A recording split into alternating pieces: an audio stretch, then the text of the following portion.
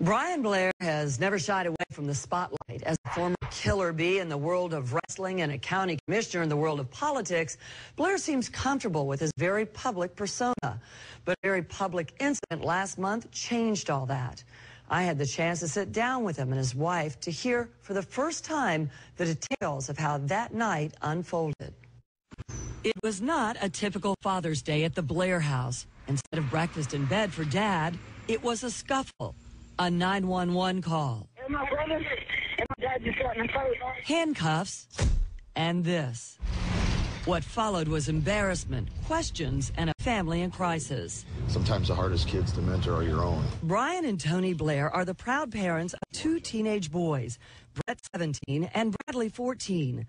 But in the wee hours of Sunday, June 21st, their lives took an about-face from smiling politician to a man facing second-degree felony charges for child abuse. Needless to say, I was upset. The altercation began when Brett, his brother, and two friends came home well after curfew, nearly 4 a.m. I was telling Brett what I was going to take away from him, and he was getting upset, and something kind of banged me in the eye, and there was a punch thrown at me, and that's when I took Brett down in an armbar.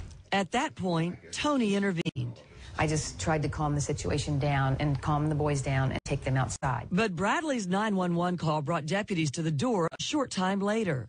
I'm bleeding from my ear, my eyes swollen up, my ribs are hurting, I got lumps all over my head. Toni noticed a lump under his eye and got him a bag of frozen corn.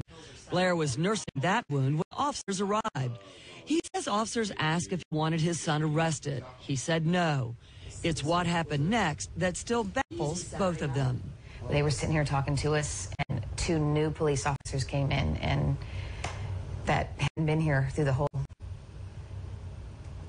procedure, and they came in and told him to put his hands behind his back. And we were sitting here with ice on his face.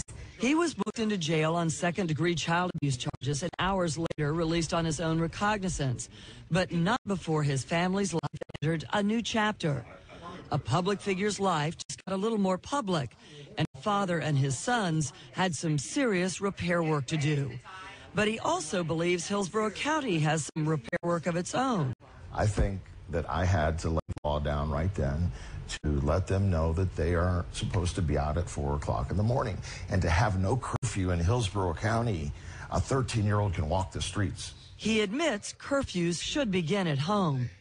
He says he looks forward to family counseling through their church and learning new parenting techniques that he can share with other parents. This whole thing isn't about me. It's not about anybody but our family together and other people's families, and again, empowering them, making them feel like they have control over their children. Blair is no longer facing any charges. The state attorney's office dropped them. After that decision, he was able to join his family, who was already on a vacation in the Keys. He tells me a long car ride home alone with his son Brett was his first step to right what went terribly wrong that Sunday morning in June. And as a footnote to this, tomorrow, Tampa Tribune political reporter Wendy March is reporting that Blair has decided to run for a seat in the State House.